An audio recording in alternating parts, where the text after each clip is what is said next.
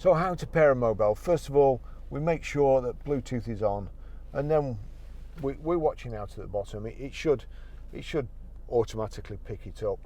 But I'll just click phone anyway. You see there, Ford Audio.